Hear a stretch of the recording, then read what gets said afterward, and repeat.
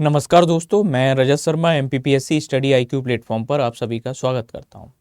आशा करता हूं कि आप सभी लोग बहुत बढ़िया होंगे।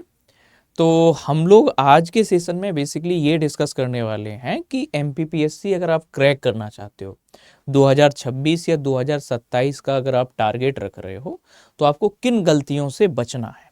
अभी आज देखोगे कि एक नया न्यूज आया और वो न्यूज ये आया है कि एमपीपीएससी का बहुत लंबे समय से चल रहा था कि एक सिंगल एग्जाम कर पाएंगे जिसमें हम डिफरेंट डिफरेंट जो वैकेंसीज हैं या नंबर ऑफ पोस्ट उनका एक एग्जाम लेंगे। दूसरा ईएसबी में भी ऐसे सुधार की बात चल रही थी, तो उसको लेकर के भी आज अपडेट आ गया है। तो उस अपडेट के खास तौर पे ध्यान में रख करके हम ये सारे डिस्कशन करेंगे। तो सबसे पहले बहुत सारे लोग आपको ये तो बताते होंगे कि पीएससी क्रैक करने के लिए आपको ये कर लेना चाहिए, ये वाला सोर्स फॉलो कर लेना चाहिए, इसको ये काम करिएगा, 10 घंटे पढ़ाई कर लीजिएगा या 12 घंटे पढ़ाई कर लीजिएगा। ऐसे कई तरह के आपने ऐसी स्ट्रेटजी वीडियो हर महीने के लेवल पर, हर हफ्ते के स्तर पर आप ये सब चीज़ें देखते होंगे। कई लोग उन्हें फॉलो भी करने की कोशिश करते होंगे, लेकिन अभी तक आपने एग्जाम भी क्वालिफाई नहीं हुआ होगा या उसका एक आध स्टेज ही क्वालिफाई नहीं हुआ होगा।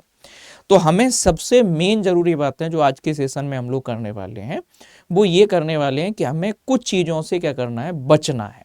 या कुछ, जैसे मैं बहुत सारे लोगों को इतने लंबे समय से टच में हूँ, बहुत सारे लोगों के साथ, ऐसे एस्पिरेंट के साथ में भी हूँ जिनके एग्ज़ाम क्वालिफाई हुए हैं, और ऐसे एस्पिरेंट के साथ में भी लगातार मैं संपर्क में रहता हूँ जो एक लंबे अरसे से इस एग्ज़ाम से जुड़े हैं, लेकिन वो किसी ना किसी स्टेज पर उनका एग्ज़ाम रुक जाता है। कई लोगों का प्रीलिम्स नहीं निकल पाता, कई लोगों का मेंस के लेवल पर दिक्कत है, कई लोगों का जो है इंटरव्यू या साक्षात्कार के स्तर पर उन्हें समस्या आती है। तो हमें ऐसा क्या करना चाहिए जिससे हम अपने पीएससी के सिलेक्शन को, चाहे सिविल सेवा हो या उसके अलावा वन सेवा हो, उसमें हम अपने सिलेक्शन को क्या कर पाएँ, उसके लेवल पर हम अपने आप को क्या कर पाएँ, कहीं ना कहीं जो फाइनल लिस्ट है उस फाइनल लिस्ट में सिलेक्टेड कैंडिडेट में हमारा नाम हो। तो इसके लिए सबसे पहले काम ये करना है कि सबसे पहले आपको क्या करना है कि एमपीपीएससी को समझना है कि एमपीपीएससी की डिमांड क्या है। उस डिमांड के हिसाब से बेटा आपको क्या करना है, काम करना है। अगर आप सिविल सर्विस एग्जाम के लिए प्रिपेयर कर रहे हो, यानी कि एमपीपीएससी सिविल सेवा के लिए तैयारी कर रहे हो, तो सिविल सर्विस आप ये मत सोच के चलिएगा कि एक सिंगल स्टेज एग्जाम है, तो आपको 3 स्टेज एग्जाम है। सबसे पहली बात तो ये है। तो इसमें आपको प्री, मेंस और इंटरव्यू, तीनों के लिए आपको क्या करना है, प्रिपेयर करना है। कई लोग ये सोचते हैं कि सर सबसे पहले हम लोग क्या कर लेते हैं, इसको कर लेते हैं प्रीलिम्स को, फिर इसके बाद मेंस कर लेंगे, फिर इंटरव्यू, मेंस अगर निकल जाएगा तो फिर हम क्या करेंगे, इंटरव्यू का सोचेंगे। तो आपको एक सिंगल लेवल पर, तो सबसे पहली बात मेरा जो आपको सजेशन ये है कि आप किसी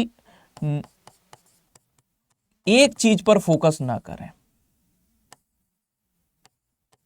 आपको क्या करना होगा,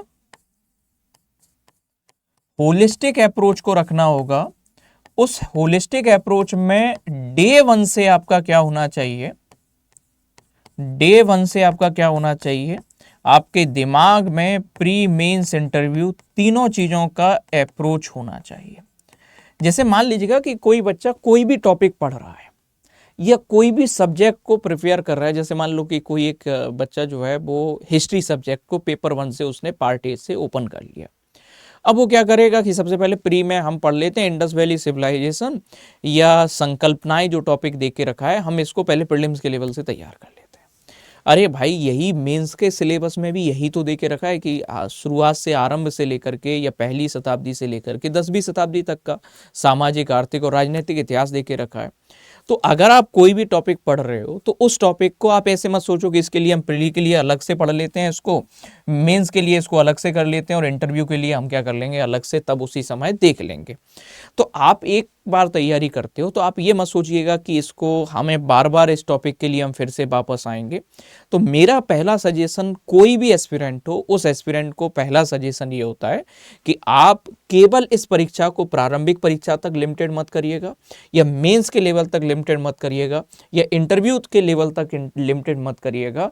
तो सबसे पहला सजेशन है कि लोग जो है प्री के लिए पढ़ते हैं, फिर मेंस के लिए पढ़ते हैं और फिर इंटरव्यू के लिए पढ़ते हैं। तो इस चीज से बेटा आपको क्या करना है, बचना है। डे 1 से आपकी प्रिपरेशन जो है वो तीनों चीजों को लेकर के एक साथ होनी चाहिए। सबसे मेन जरूरी बात। दूसरी बात, अब लोग ये भी कहते हैं कि सर हम प्रीलिम्स हमारा बार बार कर रहे हैं लेकिन प्रीलिम्स का एग्जाम क्वालिफाई नहीं हो रहा है। तो प्रीलिम्स में आपको क्या करना है, सबसे मेरा मेन सजेशन जो है वो सजेशन ये है कि सभी जो ऑल 10 यूनिट्स हैं, सभी जो 10 इकाइयां हैं, उनका सबसे पहले मेन कोशिश करिएगा कि सभी जो सब टॉपिक्स हैं उन सब टॉपिक्स को कवर करिएगा। दूसरी बात, आपको ये नहीं करना है कि हम क्या करने लगे कि एक ही यूनिट पर फोकस करने लगे। जैसे किसी बच्चे का पॉलिटी अच्छा है तो वो पॉलिटी पे ही लगा हुआ है, किसी का साइंस एंड टेक अच्छा है तो यूनिट 7 में ही लगा हुआ है। तो आपको ये गलती नहीं करना है, सबको पहले इक्वल वेटेज रखना है। तो सभी जो 10 यूनिट्स हैं उन 10 यूनिट्स को फोकस करना है। मतलब ये है कि कोई भी यूनिट को आपको छोड़ना नहीं है, कि कोई भी इकाई को ऐसा मत सोचिएगा कि हम ये नहीं पढ़ेंगे तो भी हमारा सिलेक्शन हो जाएगा, ऐसा नहीं है। तो सबसे मेन ये होना चाहिए कि कोई भी यूनिट को आपको छोड़ना नहीं है। ये बात को क्या रखना है, ध्यान रखना है। इसके अलावा जनरली लोग क्या होते हैं कि एमपी मिसलेनियस जो पोर्शन है, उस एमपी मिसलेनियस पोर्शन को क्या कर देते हैं, लास्ट में छोड़ देते हैं, या इसको तो यहां से काफी क्वेश्चन बनते हैं एमपी मिसलेनियस वाले पोर्शन से। लोग क्या होते हैं, एमपी ज्योग्राफी पढ़ लिया, एमपी इकोनॉमी पढ़ लिया, एमपी पॉलिटी पढ़ लिया, एमपी हिस्ट्री पढ़ लिया, और इससे वो समझते हैं कि हमारा एमपी वाला पोर्शन जो पूरा कवर अप हो गया। लेकिन ऐसा नहीं है। एमपी का जो विविध वाला जो पोर्शन है उस पोर्शन को जरूर कवर करिएगा। इसके अलावा लोग क्या करते हैं, प्रैक्टिस नहीं करते हैं। तो मेरा सजेशन ये रहता है कि प्रैक्टिस, और खास तौर पे एमसीक्यू का प्रैक्टिस, ज्यादा से ज्यादा एमसीक्यू का प्रैक्टिस कीजिएगा।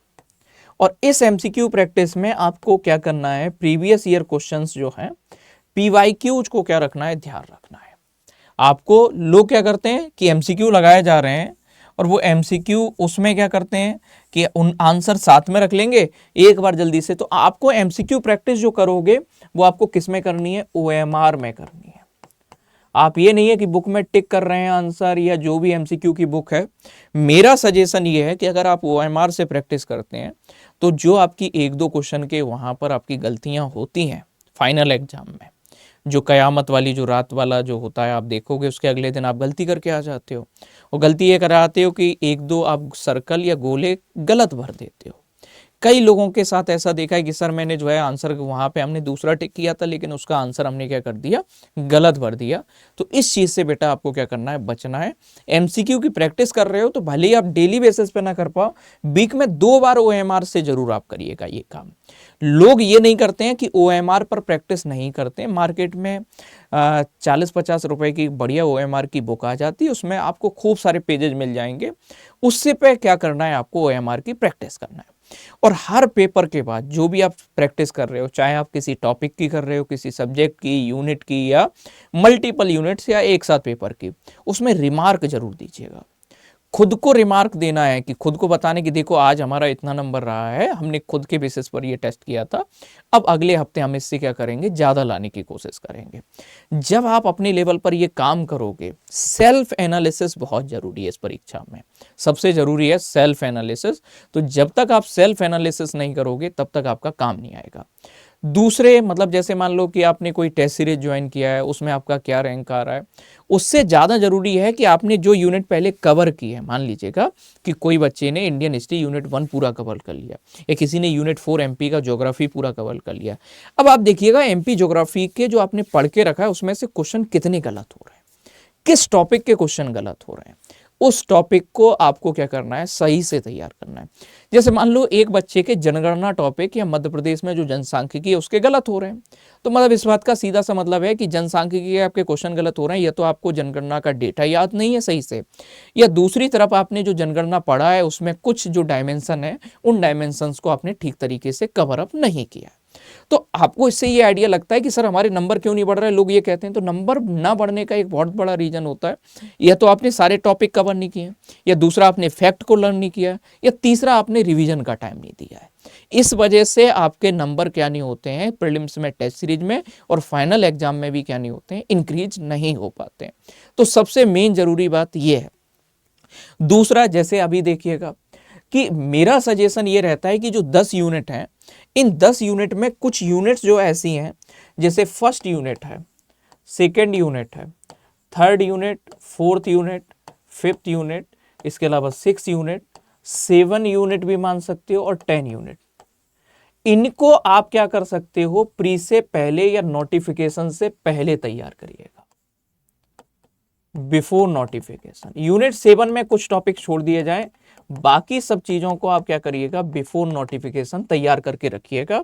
और बिफोर नोटिफिकेशन तैयार करके रखिएगा, इसमें यूनिट नंबर 6 और यूनिट नंबर 7, इसमें जो करंट ओरिएंटेड जो टॉपिक्स हैं, जो करंट से संबंधित जो टॉपिक हैं, चाहे वो यूनिट 7 हो या यूनिट 6 हो, इसमें इकोनॉमी का करंट का जो अपडेट है, इसके अलावा यूनिट 8 और यूनिट 9, इनको मेरे हिसाब से जो तैयार किया जाना चाहिए वो आफ्टर द नोटिफिकेशन, जैसे ही आपका प्रीलिम्स का नोटिफिकेशन आता है, उस नोटिफिकेशन के बाद में आपको नोटिफिकेशन के बाद में क्या करना है, तैयार करना है।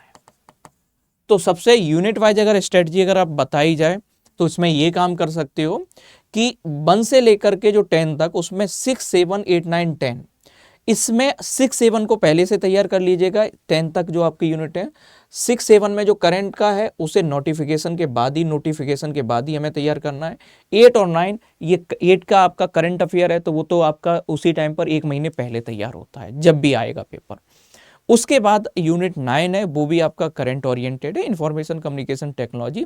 उसमें कुछ चीज़ें जैसे बेसिक कंप्यूटर है या कुछ बेसिक टॉपिक्स हैं, उनको पहले से करके रख सकते हो। बाकी जो टॉपिक्स हैं उसको एट अ टाइम, क्योंकि इनके पीछे मेरा लॉजिक जो ये रहता है कि ये ऐसे हैं कि कई लोगों का डायरेक्ट इनके साथ में जुड़ाव नहीं रहता है, कि जैसे आईसीटी है या साइंस एंड टेक के जो टॉपिक्स हैं, लोग बचते हैं इनसे कि यार लास्ट टाइम पे देख लेंगे या इनका कनेक्टिविटी नहीं रहता है। तो मेरा सजेशन ये रहता है कि यूनिट 7 में जो बेसिक साइंस है या जो हेल्थ के टॉपिक्स हैं या इन्वायरमेंट के टॉपिक्स हैं, इनको पहले कवर कर लीजिएगा। इसमें करंट का जो डेटा है उसको बाद में ऐड ऑन कर लीजिएगा। ऐसे इकोनॉमी में मैंने आपको गाइड किया हुआ है, उसमें भी पहले चीज़ें जो बेसिक फंडामेंटल टॉपिक्स हैं उनको पहले कवर करके रखिएगा। करंट में जो चेंज होना है वो लास्ट टाइम पे कवर करते हैं। ऐसे ही यूनिट 9 में आपको काम करना है। बाकी यूनिट 8 अभी कोई ज़्यादा आपको इसका लोड नहीं लेना है। आपको क्या करना है, जैसे ही पेपर आता है उसके 45 दिन पहले से इस पर थोड़ा थोड़ा पर डे के बेसिस पर आधा आधा घंटे भी आप काम करोगे, ये काम हो जाएगा। लोग गलती क्या करते हैं इसमें, सबसे बड़ी मैं बताऊं, लोग गलती ये करते हैं कि जो बेसिक जो 5 यूनिट हैं शुरुआत के, अगर स्टार्टिंग के देखोगे, इनको अच्छे से पहले कवर करके नहीं रखते हैं। जो शुरू के 5 यूनिट हैं, चाहे इंडियन हिस्ट्री हो, एमपी हिस्ट्री, या इसके अलावा इंडियन ज्योग्राफी, एमपी ज्योग्राफी, या इसके अलावा इंडियन पॉलिटी, एमपी पॉलिटी, ये ऐसे कोर सब्जेक्ट हैं। इनमें टाइम लगता है, आपका देखोगे कि लेंदी लगता, क्योंकि बड़े सब्जेक्ट्स होते हैं, इसमें टाइम टेकिंग है। अगर इनको आप नोटिफिकेशन के बाद तैयार करने की कोशिश करोगे तो आप और लोगों से इस परीक्षा में पीछे रह जाओगे। तो मेरा सजेशन ये है कि आप सबसे पहले क्या करके रखिएगा, एग्जाम के नोटिफिकेशन से पहले ये 5 यूनिट और 10वीं यूनिट आपका जो लास्ट की जो ट्राइब्स वाली है, तो मतलब 6 यूनिट को अभी से पक्का कर लीजिएगा। मतलब 60 नंबर में से आपका 56-57 नंबर ऐसी कोशिश करिएगा कि यहां से हम गलत नहीं होने देंगे। बची हुई 4 यूनिट हैं, उनको फिर धीरे धीरे स्टार्ट करिएगा। तो इधर क्या करोगे, 6 यूनिट अगर आपकी तैयार हो जाएंगी तो आपका एक कॉन्फिडेंस लेवल इंक्रीज हो जाएगा। और कॉन्फिडेंस लेवल इंक्रीज हो जाएगा। Prelims is all about confidence. कई लोग बिल्कुल ऐसे कॉन्फिडेंस, अरे हमारा पूरा तैयार है, कभी भी ले ले एग्जाम आयोग जो है, वो प्रीलिम्स कह के निकाल के लेके जाते हैं। कई लोगों का प्रीलिम्स नहीं निकलता है, तो उसके पीछे कारण ये है कि वो कॉन्फिडेंट होकर के जाते हैं, क्वेश्चन हम आएगा, हम टैकल उसको कर लेंगे। तो इस काम को करना है, मल्टीपल रिवीजन, मोर प्रैक्टिस, इस पे ध्यान देना है। लोग काम ये नहीं करते हैं, एक बार पढ़ लिया खत्म हो गया, अब हम ये क्या कर देंगे, एमपीपीएससी आयोग में हमारी फाइल जमा हो जाएगी। ऐसा कतई नहीं करना है। आपको काम ये करना है, तैयार किए जो भी आपने यूनिट, उनको बार बार क्या करना है, रिवीजन करना है। पहला सिलेक्शन ना होने का बड़ा कारण रिवीजन ना होना। दूसरा बड़ा कारण जो होता है, लोग गलत अप्रोच से क्या कर रहे होते हैं, पढ़ रहे होते हैं। जिन टॉपिक्स का वेटेज ही नहीं है प्रीलिम्स में, उन टॉपिक्स को जबरदस्ती जो है खींचे जा रहे होते हैं। तो उन चीजों से आपको क्या करना है, बचना है। दूसरा, मेंस के लेवल पर भी सेम हम यही अप्रोच रखते हैं कि मेंस के लेवल पर भी आपको क्या करना है कि जैसे मान लो कि अभी प्रीलिम्स का एग्जाम भी नहीं है और अभी आपको मेंस भी नहीं देना है, तो जैसे आपके 4 जीएस के पेपर हैं, आपके जीएस के 4 पेपर हैं, पहले में हिस्ट्री ज्योग्राफी है, दूसरे में आपका पॉलिटी सोशोलॉजी है, तीसरे में इकोनॉमी और साइंस है। तो ये 4 पेपर में आप क्या करिएगा, जो पहला पेपर है, दूसरा पेपर है, तीसरा पेपर है, ये 1 2 3 पेपर ये प्री और मेंस दोनों में है आपके। अगर खास तौर पे देखा जाए, पेपर 2 में सोशोलॉजी वाला पोर्शन हटा लिया जाए तो ये कॉमन है प्री और मेंस के लिए। तो अभी आप अपने लेवल पर ये काम तो कर सकते हो कि ये पेपर 1 2 3 जो है इनको कवर करके रख लीजिएगा। इसके अलावा जो पेपर 4, इस पेपर 5 और पेपर 6, अगर प्रीलिम्स मान लीजिएगा कि जब तक नोटिफिकेशन नहीं आ रहा है, इन 3 पेपर में से कोई भी 2 पेपर को अच्छे से तैयार कर लीजिएगा। एनी 2 पेपर्स, या तो आप चौथा पांचवा पेपर अच्छे से तैयार कर लीजिएगा या पांचवा छठवा। मेरा सजेशन मेन यह रहता है कि 4th और 5th पेपर को पहले से प्रिपेयर करके रखिएगा। मेरा पर्सनल सजेशन ये रहता है कि 4th एंड 5th पेपर को पहले से प्रिपेयर करके रखिएगा। एक तो हिंदी और दूसरा एथिक्स वाला पेपर। तो इससे क्या हो जाओगे, आप मेंस के लेवल पर कंफर्टेबल हो जाओगे। मेंस के लेवल पर कंफर्टेबल हो जाओगे तो इसमें सबसे मेन हमें अप्रोच क्या रखनी है, इसमें अप्रोच ये रखिए कि सबसे पहले आप कॉमन टॉपिक्स को उठाइए जो प्री और मेंस दोनों में है। तो उनको, कोई भी प्री का भी टॉपिक पढ़ रहे हो तो प्री में हमारी अप्रोच मेंस वाली होनी चाहिए। जिससे मान लीजिएगा कि मेंस वाली अप्रोच रखोगे और प्री के साथ में कवर करोगे तो आपके 3 मार्कर तो प्रीलिम से कवर होंगे। दूसरा, मेंस का 7 और 11 मार्कर, 10 मार्कर आपके कवर हो जाएंगे। प्री के लेवल पर भी आप कंफर्टेबल हो जाओगे और मेंस के लेवल पर भी हो जाओगे। दूसरा, इसमें क्या करना है, साथ में थोड़ा बहुत क्वेश्चन की प्रैक्टिस भी करते चलना है। अगर राइटिंग प्रैक्टिस नहीं होगी तो काम नहीं बनेगा। मतलब कोई भी टॉपिक कवर कर रहे हो, उस टॉपिक को क्वेश्चन आंसर फॉर्मेट में कवर करिएगा कि उस टॉपिक के डायमेंशन निकालो। सबसे पहले कि कोई भी टॉपिक आप पढ़ रहे हो, उस टॉपिक के डायमेंशन निकालो कि इसमें से क्या क्या क्वेश्चन बन सकते हैं। अब इस टॉपिक के हिसाब से हमने जो भी पढ़ा है उसमें से अपना एक आंसर का फॉर्मेट तैयार करो। पहले से ही उस एग्जाम मोड में रहिएगा, बजाय थ्योरी पढ़ते रहने के। कुछ तरीका ये होता है कि क्वेश्चन आंसर के फॉर्मेट में टॉपिक को तैयार किया जाए कि अगर मैं आयोग होता, अगर मैं कमीशन होता तो मैं इस टॉपिक से किस तरीके के क्वेश्चन पूछता एस्पिरेंट से। जब खुद ही कमीशन बन के क्वेश्चन को ड्राफ्ट नहीं करोगे तब तक आप कमीशन का या एमपीपीएससी का जो नेचर है उस नेचर को नहीं समझ पाओगे। ये समझ में कहां से आएगा, PYQ से समझ में आएगा। एमपीपीएससी के पुराने मेंस के पेपर उठा के रखिएगा अपनी टेबल पे, लोग नहीं रखते हैं, ये काम आपको करना है। और उससे आपको समझ में आएगा कि टॉपिक्स में अप्रोच क्या रहता है, और उससे आप पकड़ लोगे कि किस लेवल तक आपको किसी भी टॉपिक को कवर करना है। एमपीपीएससी का बड़ा सिंपल सा अप्रोच है कि टॉपिक जो है, उस टॉपिक में जो भी डिफरेंट डायमेंशन बनते हैं उस पर सीधा सपाट क्वेश्चन रहता है। आपको बहुत ज़्यादा टेंशन लेने की जरूरत नहीं है। रिपीटेशन है, ऑल्टरेशन मतलब अल्टरनेटिंग बेसिस पर पूछ रहा है एमपीपीएससी क्वेश्चन। तो मान लो कि लास्ट ईयर आया, उसको जो है छोड़ सकते हो। पिछले साल का जो अल्टरनेटिंग ईयर में आया, अगर मान लो अपकमिंग मेंस देना है, उस क्वेश्चन को तैयार कर लो। कुछ क्वेश्चन तो ऐसे हैं एमपीपीएससी में जिनको आसानी से गैस कर सकते हैं मेंस के लेवल पर कि ये लॉन्ग आंसर में ये वाला क्वेश्चन आना ही है इस बार, और कह के जाते हैं ये वाला क्वेश्चन इस बार आएगा, और वो एग्जाम में देखने को मिलता है। तो ये काम करिएगा आप मेंस के लेवल पर। तीसरी बात, अपने इंटरव्यू के लेवल पर आपको क्या करना है, तो साक्षात्कार मतलब एक इंपॉर्टेंट रोल है इसका भी। तो इंटरव्यू के लेवल पर आप मेंस का रिजल्ट आने के बाद काम नहीं करना है। तो नॉट आफ्टर मेंस, आप ऐसा नहीं कि मेंस हो गया उसके बाद आप इसके बारे में सोच रहे हैं। आपको क्या करना है, मैंने कहा डे 1 से जब से तैयारी शुरू कर रहे हो तो 2-3 चीजों पे काम करना शुरू कर देना है। एक तो हॉबी अपनी डिसाइड कर लो बेटा। लोग लास्ट में कंफ्यूज रहते हैं, तो कंफ्यूज नहीं होना है, पहले से आपकी जो नेचुरल है उसको बनाइएगा।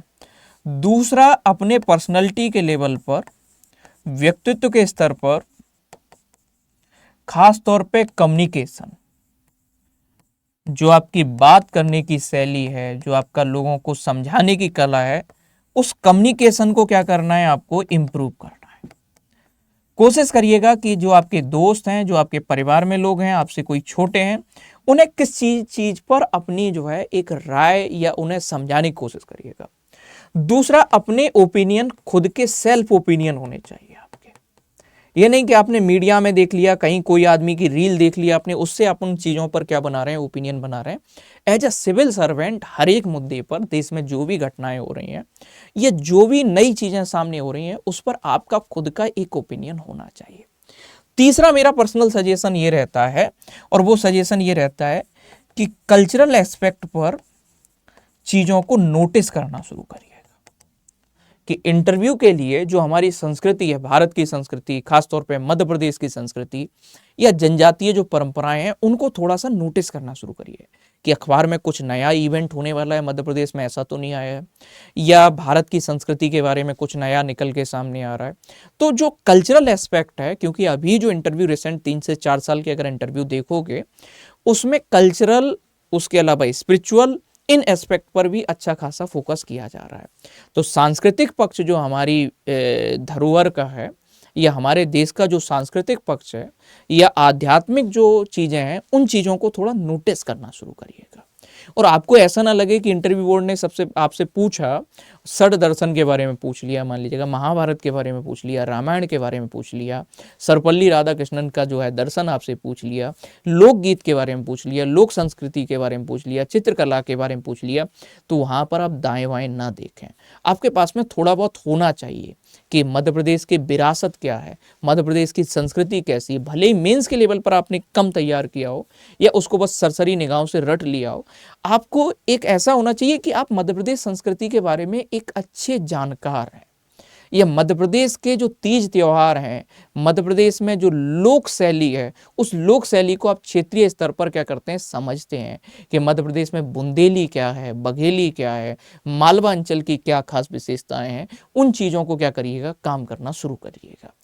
तो मेरा पर्सनल सजेशन ये है कि जो लोग 2026 के लिए अभी सोच रहे हैं, ये अगला अटेम्प्ट आप देने वाले हैं, तो आप केवल अकेले प्री पे मत लगे रहिएगा, अकेला मेंस पे मत लगे रहिएगा, होलिस्टिक बेसिस पर चलिएगा। अप्रोच क्या रखना है, वैसे टॉपिक्स को पहले पकड़िएगा।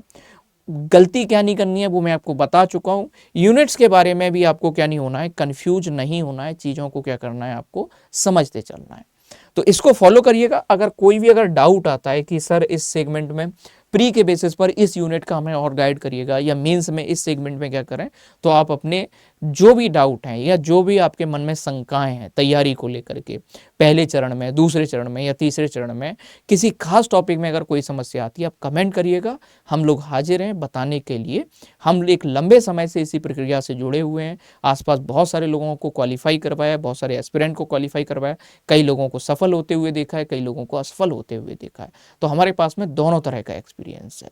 उस चीज़ को हम बेहतर तरीके से क्या कर सकते हैं, समझा सकते हैं। तो आप इस चीज़ को फॉलो करिएगा, जरूर ही आपको क्या होगा, फायदा होगा और आपकी तैयारी पहले से बेहतर होगी। बने रहिएगा MPPSC स्टडी IQ के साथ। Thank you everyone.